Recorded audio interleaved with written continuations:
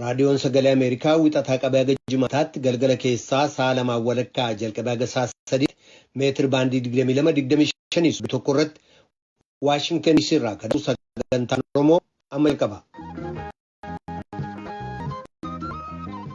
Dhaggeeffattoota keenya jaallatamoo foddaa raadiyoo maraan reef saatalaayitiin akkasumas feesbuukiidhaan sagantaa keenya hordofaa jirtan martinuu nagaan keenya bakkawwan jirtanitti sinaa dhaqqabu akka mooltan kibxata caamsaa 4 bara 2021 akka lakkoofsa Itoophiyaatti 13 keessanirraa moodaandiiti.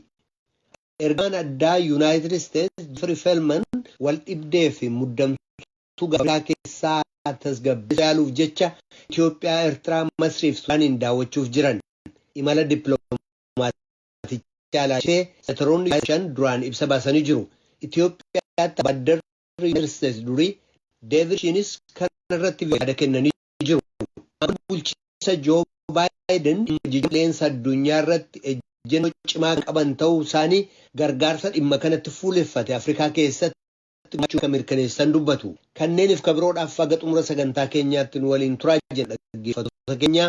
Produuseriin Tamsaasarraa Nugusu Taamiree, Tamsaasa Intarneetii fi Miidiyaa Hawaasummaa akka qindeessitu immoo Tigistii Gammeetii oduuf gara jaallanneettan sin dabarsa.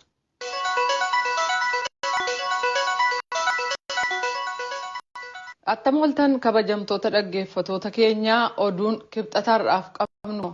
Gamtaan Awurooppaa filannoo Itoophiyaa kan marsaa ja'aa taajjabdummaan ilaaluu kan dandeenye beeksisee jira.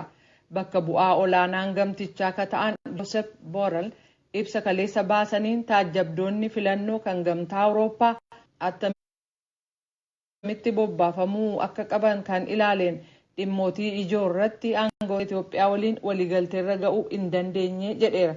Lammiiwwan biyyattii mirga siyaasaa fi siviilii qaban akka hojiirra oolchan gochuuf aangawoonni Itoophiyaa yaalii isaan gochaa jiran akka itti dabalan jajjabeessinaa jedha ibsi ba'e. Mootummaan Itoophiyaa gama isaan filannoo deemokiraatawaaf karaa nagaan gaggeessuuf cicha akka qabu ibsee haala jiru hanga humni danda'e taajjabdoota addunyaaf mijeessuu isaa hubachiiseera. Deemsa Itoophiyaa keessa ragaa ba'uuf kanneen fedhan addunyaarraa ni simannaa ka jedhu mootummaan Itoophiyaa raga baatonni keenya kan duraa garuu uummata keenya jedheera. Kanaafis lammiiwwan Itoophiyaa kaardii sagalee itti kennan argachuuf akka galmaa'u gaafachuudhaan kanaanis mirga deemokiraasii qaban akka shaakalan akkasumas haala naannoo isaanii keessa dammaqinaan akka ilaalan gaafatee jira. Ministeerri Dantaalaa Yuunaayitid Isteetsi Anthony Blinken muddama jiru qabbaneessuuf jecha jila addaa kan ofii gara gaanfa Afrikaatti kibxata har'aa ergaa jiru. Blinken ibsa baasaniin ambaasaadder Jeffrey Feltman Masrii, Eertiraa, Itoophiyaa fi Sudaaniin hanga caamsaa 13tti daawwachuuf jiru. Jilli addaa kun aangawoota mootummaa biyyootii kanaa kan tokkummaa mootummootaa kan gamtaa Afrikaa kanneen siyaasa keessa jiranii fi garee gargaarsa dhala namaa waliin wal arguuf jiru. Kanarratti oduu booda gabaasa qabna. Duraan Komishinara Poolisii Bulchiisa Naannoo Amaaraa ka turan Abbaraa Addaamuu akka tasaa dhukkubsatanii du'aan boqochuu isaanii Komishinni Poolisii naannichaa ibsee jira. Reeffi isaanii qorannaaf gara Finfinneetti ergamu Daayirektarri kutaa quunnamtii ka waajjira poolisii beeksisaniiru. Duuti isaanii ka dhaga'ames har'a waaree booda ture. Torban darbee aangoorraa kan kaafaman Abbaraa Addaamuu hospitaala Xibaba Giyoon Ispeeshaalaayizd keessatti wal'aansa argataa jiranii lubbuun isaanii darbuu ibsamee jira. Itoophiyaan tallaalii dhukkuba COVID-19 ittisuu fi AstraZeneca jedhamu miliyoona 2.2 akkasumas tallaalii Sinopharm jedhamu 300,000 marsaa duraan argattee jirti. Tallaaliin kunis hojjetoota eegumsa fayyaa, hojjetoota gargaarsa hatattamaa kanneen godina walitti bu'iinsaa keessa jiranii fi namoota umriin 55 ol ta'eef rakkoo fayyaa qabaniif kennamuusa Edan Garramoo gabaastee jirti. Namoonni bakka garaagaraa irraa buqqa'anii gara Walloo Kibbaa magaalaa Daseef naannoo isheetti godaanaa ka jiran ta'uun ibsameera. Aangawoonni mooraa adda addaa 3 keessatti bakka dahannaa akka argatan gochuuf hojjetaa jiru. Lammiiwwan Itoophiyaa kanneen Ameerikaa fi Awurooppaa keessa jiraatan qarshii Itoophiyaa miliyoona 1 gumaachuun deeggaraa ka jiran yoo ta'u aangawoonni jedhanitti nyaata madaalamaa ta'an uffata qorraa fi wayyaan adda addaa ijoollee fi haadholiif raabsamuu ibsaniiru jechuudhaan Masfin Arraagee Daseerraa gabaaseera. Kan dhaggeeffataa jirtan raadiyoo sagalee Ameerikaa sagantaa afaan Oromooti. Magaalaa Meeksikoo Siitii keessatti riqicha lafarraa ol ka'aa baaburri irraa deemaa ture cabuusaan kan ka'e baaburichi gara lafaatti gadi kufee namoota daandiirra tuucha'uun deemaa turan keessaa yoo xiqqaate 28 ajjeesuun hedduu madeessee jira. Bulchaan magaalaa Meeksikoo Siitii Kilaawudiyaa Shenbaawum oduu gabaastotaaf akka ibsanitti sibiila guddaa riqicha sana baatutu hojiin ala ta'ee baaburri riqicharraa gara lafaatti akka kufu taasisee jedhaniiru. Yoo xiqqaate namoonni 65 madaa'uu fi yeroo balaan kun dhaqqabeetti imaltoonni baabura sana keessa turan jedhamee amanama. Meeshaan baaburicha kufe harkisee kaasu kan dhufe yoo ta'u, egaa harkisee baasee booda namoota lubbuun hafan baabura sana keessaa barbaachuun itti fufaa jedhameera. Boodarra kantiibaan kun akka jedhanitti namni tokko baaburicha keessaa ka baafame yoo ta'u, kanneen biroo caccabaa baabura sanaa keessa jiru jedhamee hin yaadamu jedhaniiru. Balaan kun galgala sa'aatii 4:25 irratti kan dhaqqabe ta'uu fi baaburri imaltootaa kun riqicha lafarraa ol ka'aa garuu alaan mul'aturra akka ture aangawoonni dubbataniiru. Biyyoota addunyaa irratti dureeyyii ta'an 7 yookaan G7 jedhamaniif aangawoonni ministeera hajaa alaa ta'an kibxata har'aa London keessatti wal ga'anii jiru. Kunis hariiroo Chaayinaa fi Raashiyaa waliin jiru akkasumas fonqolcha mootummaa Maayinaamaar keessaa fi walitti bu'iinsa Siiriyaa keessaa gama kaaniin immoo haala Afgaanistaan keessaa dabalatee mata duree hedduu irratti mari'atan. Waajirri ministeera dantaa alaa Biriteen walga'ii har'aa kanarratti akka ibsetti ministeera waajirichaa akka ta'an Dominic Raab walga'ii waa'ee dhimmootii siyaasaa kanneen deemokiraasii, bilisummaa fi mirga dhala namaa irratti sodaa uuman kan ilaaleen marii gaggeeffame hoogganu. Raab gama isaaniitiin akka jedhanitti mariin kun carraa hawaasaa banaa fi deemokiraatawaa ta'an walitti fiduuf akkasumas yeroo rakkoo fi sodaan jiru kanatti tokkummaan dura dhaabbachuuf gargaaraa jedhaniiru. Miseensonni biyyootii durooman kanneen G7 jedhamanii namoota dhuunfaa fi dhaabbatoota garee waraanaa Maayinaamaar kan aangoo qabatee jirutti hidhata qaban uggurarra kaa'uuf akkasumas uggura meeshaa waraanaa kaa'uun uummata Maayinaamaariif gargaarsa dhala namaa dabaluusa jedhu irratti murteessu jedhamee eegama. Ministiriin dantaa alaa Yuunaayitid Isteets Aantanii Bilinkan gita isaanii kan Biriteen waliin wixata kaleessaa kan wal argan yoo ta'u, Chaayinaaf kaayyoon jiru to'achuu yookaan immoo gadi qabuu miti jedhan. Kan nuti gochuuf yaallu ajaja seera addunyaa irratti hundoofnee kan biyyoonni keenya bu'aa argachuuf jecha waggootii kurna hedduuf hojii investimentii ittiin gaggeessaa turan kan ilaaleen lammiiwwan keenya qofaaf otoo hin taane lammiiwwan Chaayinaa dabalatee uummata addunyaaf falminaa jechuun Bilinkan oduu gabaastotaaf ibsaniiru. Ministiriin dantaa alaa Biriteen Raab gama isaaniin Yuunaayitid Isteetsi fi Biriteen karaa gaarii Chaayinaa waliin hojjechuutti danda'amu ilaalaa jiru. Kunis karaa amansiisaa fi gaarii ta'een ta'uu akka qabu yoo hin danda'ama ta'es dhimma jijjiirama qilleensaa ka dabalatu ta'uu ibsaniiru. Hindiin weerara vaayirasii kooroonaa marsaa lammataa ishee mudateen caasaa tajaajila eegumsa fayyaa biyyattii kan cabse yoo ta'u, lakkoofsi namoota dhukkuba COVID-19 qabamanii miliyoona 20.2 ka darbu ta'uu. Kunis kanneen sababaa COVID-19 dhuman 200,000 fi 22,408 ka dabalatu ta'uu Yuunivarsiitiin Jaan Hapkins beeksisee jira. Ministiriin fayyaa kan Hindii akka gabaasetti namoonni kanneen biroon 300,000 fi 52,229 kibxata har'aa haaraa vaayirasii kooroonaan qabaman. Guyyoota walitti aanan 13f namni haaraa COVID-19 qabamu guyyaatti yoo xiqqaate 300,000 kan ga'u ta'uu ibsanii sa'aatii darban 24 keessatti namni 3,449 du'uun ibsameera. Namoota dhukkuba kanaan qabaman hedduu qabaachuun Yuunaayitid Isteets sadarkaa lammaffaarra ka jirtu yoo ta'u, Biraaziil immoo sadarkaa sadaffaarra ka jirtu ta'uu waaltaan Yuunivarsiitii Jaan Hapkins kan waa'ee kooroonaaf dhaabbate beeksiseera. Pireezidaantiin Ameerikaa duraanii Tiraamp lakkoofsa baqattoota waggaatti Yuunaayitid Isteets himatu baay'ee xiqqeessuu isaanii kan yaadatamu yoo ta'u, Pireezidaan Baayiden garuu lakkoofsa baqattootaa kan waggaa kana Ameerikaan simatu dachaa 4 kan guddisan ta'uu labsaniiru. Pireezidaan Baayiden wiixata kaleessaa ibsa baasaniin keessa deemnee ilaaluudhaan waggaa kanaaf baqattoota Ameerikaan simattu 62,500 ta'uu ibsan. Pireezidaantichi duraanii 15,000 qofa jechuun kan karoorfatan seenaa biyyattii keessatti isa gadi aanaa fi biyyattiin baqattoota gargaaruun beekamtii qabdu xiqqeessaa jedhaniiru. Waggaa dhufu immoo baqattoota 100,025 simachuuf ammumaa irratti hojjetamaa akka jiru ibsan Pireezidaanti Baayiden. Oduun har'aaf qabnu kanuma. Kan dhagaa jirtan as Waashingtan DC irraa kan dabru raadiyoo sagalee Ameerikaa sagantaa afaan Oromooti. Ergamaan addaa kan Yuunaayitid Isteetsi Jeffrey Feltman wal dhibdee fi muddamsuu gaanfa Afrikaa keessaa qabbaneessuuf yaaluuf jecha Itoophiyaa, Eertiraa, Masrii fi Sudaaniin daawwachuuf jiran.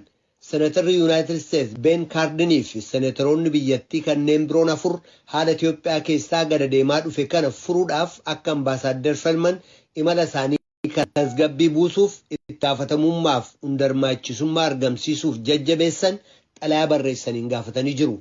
Itoophiyaatti ambaasaadarri Yuunaayitid Isteetsi durii Deevid Shiinis gaaffiif deebii raadiyoo sagalee Ameerikaa waliin geggeessaniin waggootaa booda dippiloomaatiin Ameerikaa Eertiraatti imaluun waan gaariidha jedhan. Gabaasaa guutuutu jubeetu dhiyeessa. Gaanfa Afrikaatti jila addaa kan ta'an Jeffrey Feltman imala isaan Masrii, Eertiraa, Itoophiyaa fi Sudaanitti geggeessan ilaalchisuun eembasiin Yuunaayitid Isteetsi kan Finfinnee keessaa ibsa kennee jira.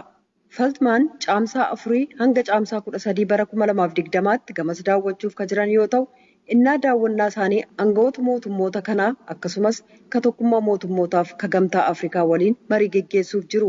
Qaamotii siyaasaa dhimmi ilaallatuuf jaarmolii gargaarsa namoomaa waliin illee wal arguuf jiran. Imalli jila addaa kun gaanfa Afrikaa keessaa wal qabatanii kan jiran rakkoolee siyaasaa, nageenyaaf namoomaa furuuf sochii dippiloomaasummaa waariinsa qabu hoogganuuf murannoo bulchiinsi Baayiden qabu kan mul'isudha. Kanaaf naannoo sana mara keessatti galma kana bakkaan ga'uuf imaammata Yuunaayitid Isteetsi qabdu ni qindeessu jedha ibsi eembasii Ameerikaa kan Finfinnee biraa kenname kun. Gama biraatiin senataroonni Ameerikaa gaanfa Afrikaatti jila addaa bulchiinsa Baayiden naannoo sanatti ituun imaliin dura xalayaa barreessaniifii jiran. Senatarri kutaa Meerilaand Ben Kaardin, senatarri kutaa Virjiiniyaa Tiim Keen, kan Nevaadaa Jaakii Roozan, kan Niw Jersii Koorii Buukariif, kan Masaachuseets Eedii Markii waliin ta'uudhaan gaanfa Afrikaatti jila addaa Yuunaayitid Isteetsi kan ta'an Jeffrey Feltman imala isaanii jalqabaa geggeessanitti fayyadamuudhaan naannoo sanatti sabatiinsiif itti gaafatamummaan akka jiraatu akkasumas haala Itoophiyaa keessaa hammaataa adeemeef kallattiin waliigalaa akka jiraatu akka jajjabeessan waamicha dabarsaniiru. Senataroonni kun itti dabaluudhaan walitti bu'iinsi gosaa naannoo Itoophiyaa bakka birootti geggeessamus kan isaan yaaddesse ta'uu ibsaniiru. Kunis hookkarriif jeeqamni hawaasaalee mancaasee jira jechuun barreessan. Haalli sabatiinsi dhibamuu salphaatti ilaalamuun qabu keessumaa waxabajjii 5 bara 2021 kan geggeessamuuf karoorfame filannoo biyyoolessaa tilmaama keessa galchuudhaan yoo filannoon kun amantaa uummata Itoophiyaa qabaachuu baateef jijjiirawwan barbaachisan ituun raawwatiin geggeessuuf fuula duratti deemu taanaan guutummaa biyyattii keessatti hammaataa kan dhufe muddamni gosaaf siyaasaa jeeqama daran hamaa ta'etti geessuu malaa yaaddoo jedhu qabna jedhan senataroonni kun. Naannolee Oromiyaa, Amaaraa, Beenishaangul Gumuziif Tigraayiif naannolee kabiroo keessatti kan raawwataman dhiittaan mirga namaa qaama walabaan qoratamu jennee abdannaa jedhan. Itti dabaluudhaanis kasabatiinsa qabuuf carraa hegeree hunda fayyadu Itoophiyaaf qopheessuuf adeemsa marii biyyoolessaa kan gosoota biyyattii maraaf gareelee siyaasaa hirmaachise akka geggeessamu isin jajjabeessinaa jedha xalayaan kun. Tigraay keessatti mul'ataa akka jiru rakkoon namoomaaf mirga namaatti dabaluudhaan bona bara 2020 keessa weellisaan Oromoo beekamaan tokko erga ajjeefamee qabee guutummaa Itoophiyaa keessatti hookkarri gosa irratti hundaa'eef dhiittaan mirga namaa hammaataa adeeme. Hedduunis mormitoota paartilee siyaasaaf deeggarsa qaban ibsuu isaaniin ni hidhaman sanarra darbees ni ajjeefaman. Itti dabaluudhaanis fixiinsi hedduun hidhattoota kan mootummaan ta'iniin dhalattoota Amaaraaf hawaasaalee sabxiqqaalee Itoophiyaa keessa jiran kan biroo irratti fuulleffataman raawwatamaniiru. Haalawwan akkasii naannoo Amaaraa keessatti hiriirawwan mormii akka geggeessamu kakaasan yoo ta'u, paartileen mormituu hedduun filannoo biyyoolessaa keessaa akka of baasaniif sababaa ta'e. Gama biraan Itoophiyaatti ambaasaadarri Yuunaayitid Isteetsi duraanii Deevid Shiin wixata kaleessaa raadiyoo sagalee Ameerikaaf ibsa kennanii jiran. Gaaffiin VOA biraa dhiyaateef kan jalqabaa mootummaan Itoophiyaa Gochaalee gara jabinaa Tigraay keessatti raawwatamu akka dhaabsisuuf Ameerikaan tarkaanfiitti dabalaa fudhachuu dandeessi ka jedhuuf innaa deebisan.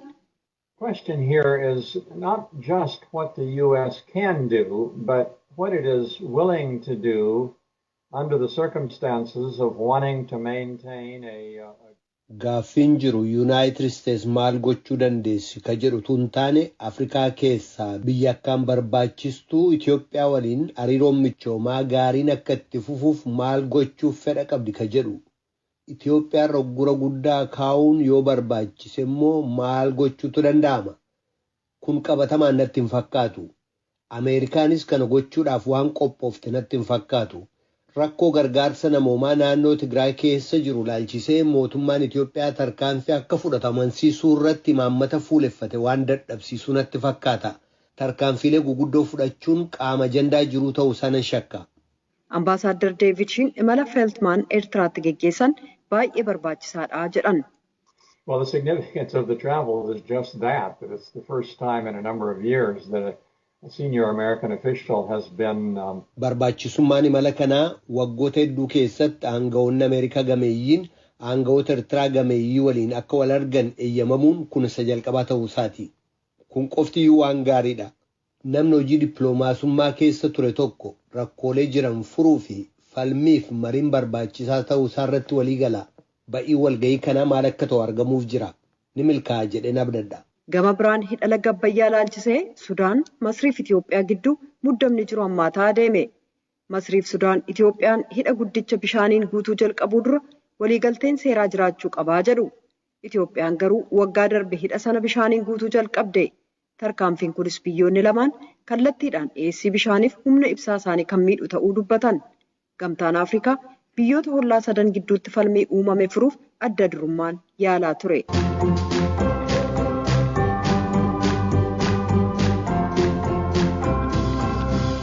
Kun raadiyoo sagalee Ameerikaa sagantaa afaan Oromootti dhaggeeffatoota keenya gabaasaatti aanutti ceena. Aangawoonni bulchiisa Joo Baayiden dhimma jijjiirama qilleensa addunyaa irratti ejjennoo cimaa kan qaban ta'uu isaanii fi kan hojiin mirkaneessuudhaaf piroojeektiilee guutummaa Afrikaa keessaa deeggaruuf kan oolfamu sagantaa doolaara miliyoona hedduu gumaachuu ramaduu isaanii dubbatan. Gabaasaa Aniitaa Paawul Johannesburg irraa ergite Bafiqaaduu Morodaatu dhiyeessa.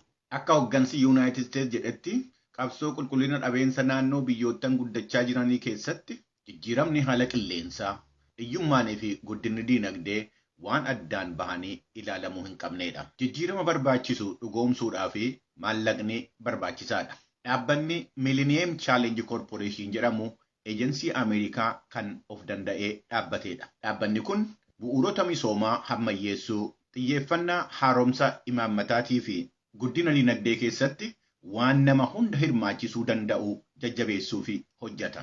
Ijoolleewwan dargaggoota irraa kaasee amma warra hojii uumuudhaa fi dheebuu qabanii wajjin. Dhimma kana ilaalchisee hoogganaan Millennium Challenge Corporation Mohammad Baa gaazexeessootaaf ibsa kennaniiru. These grants are large, multi-year and predictable. These are not loans and they do not add to the country's debt burden. Gargaarsi kun guddaadha. Kan waggaa dheeraadhaa fi itti fufiinsi isaas tilmaamamuu danda'udha. Liqii miti. Biyyoota irrattis ba'aa deebisanii kaffaluu hin qabu. Fedhiin keenya gargaarsa kana bu'uurawwan misoomaa kan akka bishaanii, enerjii, qotiinsa irra oolchuudha kan jedhani Mohammad Baa. Investimentiin kun qabatamaadhaa fi waan itti fufiinsa qabu ta'uu isaa mirkaneessuudhaaf fooyya'iinsi jaarmaatii fi imaammataa barbaachisaa akka ta'e ibsaniiru. Piroojeektii humna bishaanii yookaan hydroelectric power, karaa fooyya'iinsa qotiinsaa, karaa tajaajila ibsaatii fi akkaataa itti fayyadama lafaa irratti Ameerikaan doolaara miiliyoonota dhibbaan lakkaa'amanu biyyoottan guddachaa jiranu caalaa isaa Afrikaa keessatti dhangalaasuu ishee kan dubbatan hoogganni Millennium Challenge Corporation Mohammad Bahaa fi itti aantuun isaanii Alexa Laatortu dhimma gargaarsichaa wal bira qabuudhaan waa'ee Chaayinaas ifatti dubbataniiru. Chaayinaan piroojeektii Belt and Road Initiative jedhuun Afrikaa keessatti fedhii karaa bu'uura misoomaatiin qabdu atattamaan hojiirra oolchaa akka jirtu kan dubbatan Alexa Laatortu akkaataa Ameerikaan dhimma kanarratti hirmaattus addaan baasanii ilaalaniiru. MCC's 3 strategic priorities are inclusion and gender, catalyzing the private sector, and thirdly, climate.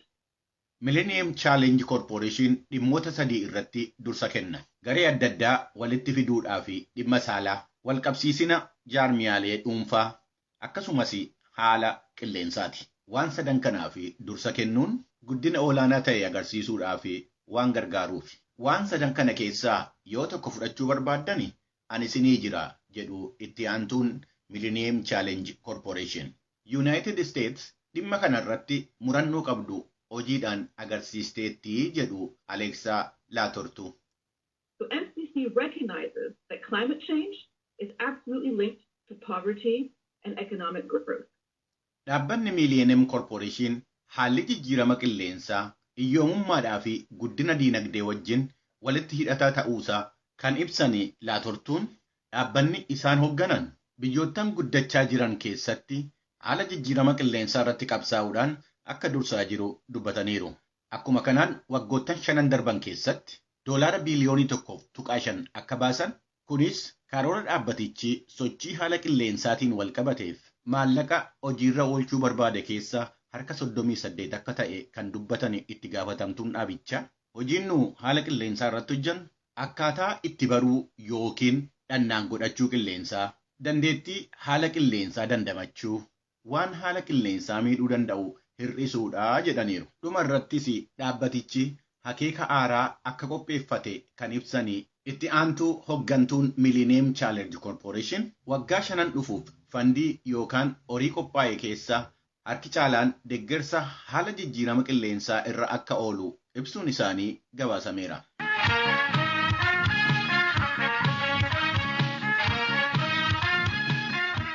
Kadhagaa jirtan raadiyoo sagalee Ameerikaa sagantaa afaan Oromooti. Dhaggeeffatoota keenya qophii ittaanutti ce'uu keenya dura wallee Elemwaalii bara 1990 keessa baase kan isin hafeera. Jabeessa aadaa keenya jedha.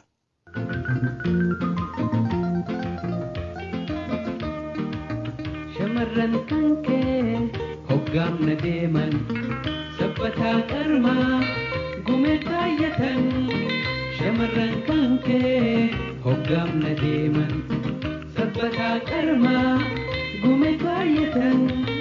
Jireenya keetiin isaanis boonan wayduun gammachuu jiru teenya shaggooyyeen aadaa saba keenya jabeessa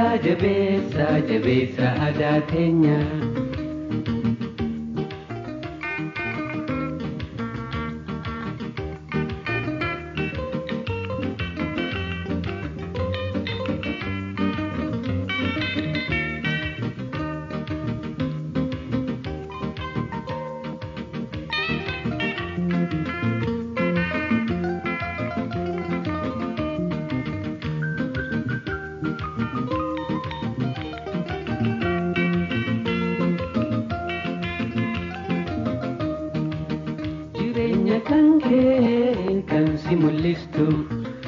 Addunyaarratti sittiin beekamtu jireenya kan kee kan si mul'istu. Addunyaarratti sittiin beekamtu aadaa jabeessi bikkuma deemtu. Wayduu gammachuu jiru teenya hellee shaggooyyeen aadaa saba keenya. Jabeessa aadaa teenya.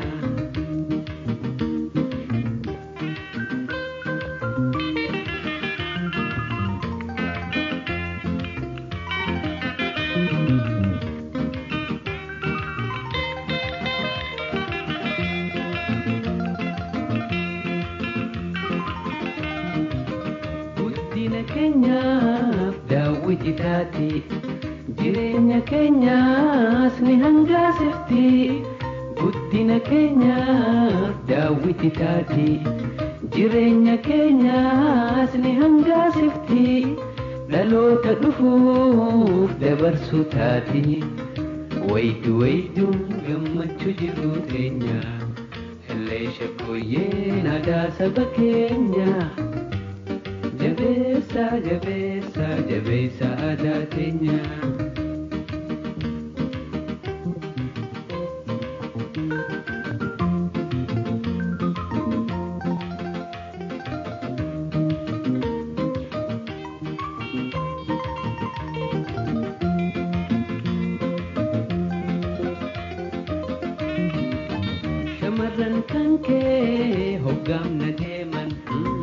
sabbataa qarmaa gumee kaayyatan shamarran kan kee hoggaamna deeman sabbataa qarmaa gumee kaayatan. Elemoo Alii walleessaa kanaaf guddaan galatoomsadha.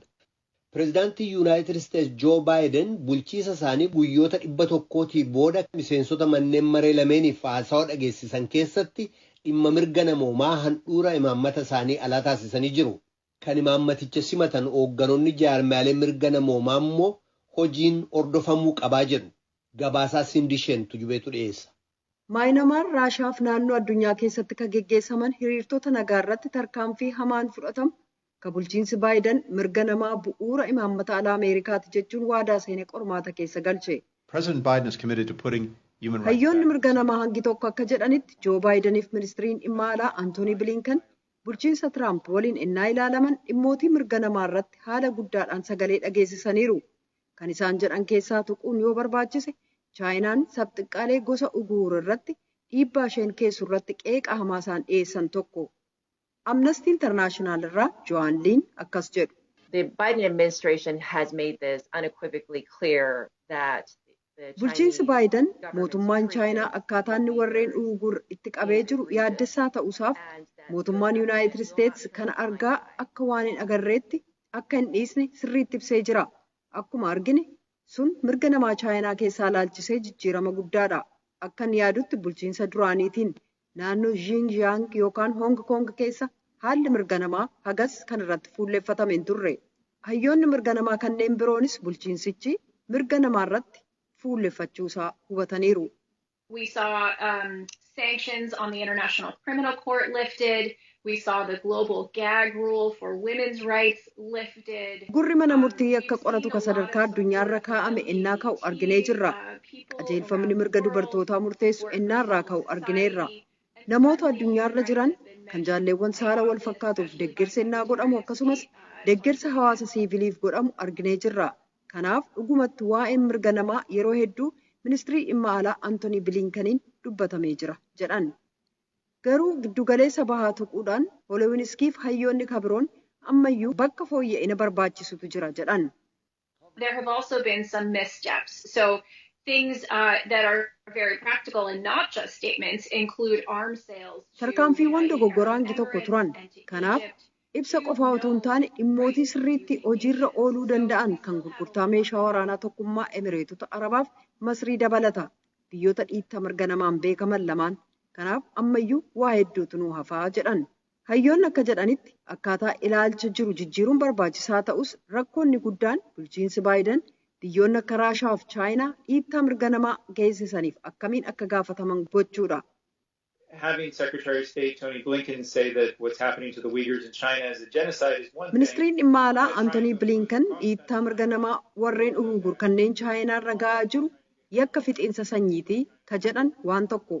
Tarkaanfii sanaaf Chaayinaarra dhiibbaa kaa'uu yaaluu akkasumas jijjiirama qilleensaaf weerara vaayirasii koronaaf dhimmootii biroo ilaalchisee walta'iinsa Chaayinaa argachuun immoo dhimma kabirootii jedhan. Hindiif biyyoota kabiroo keessatti sababaa COVID-19 lakkoofsi namoota du'anii dabalaa akkuma deemeen gargaarsa barbaachisu kennuun dhimma mirga namaa ijoo ta'uu hayyoonni mirga namaa beeksisaniiru. Yuunaayitid Isteetsiif biyyootiin dureeyyii kabiroon talaallii lubbuu oolchu daran akka argamu gochuuf mirga abbaa qabeenyummaa akka dhiisan waamicha dabarsaniiru. Raadiyoon Sagalee Ameerikaa galgala keessaa sa'a 2:00 jalqabee haga sa'a 3tti meetir baandii 22 yookaan kiilooherzii 13,765 irratti meetir baandii 25 yookaan kiilooherzii 1240 irratti akkasumas meetir baandii 31 yookaan kiilooherzii 12,485 irratti wixataa haga jimaataatti qophii afaan Oromootiin dabarsu asirratti raawwata. Qophii boruutii walitti deebinaa nagaatti bulaa. Amma sagantaa afaan Amaaraatu itti fufa.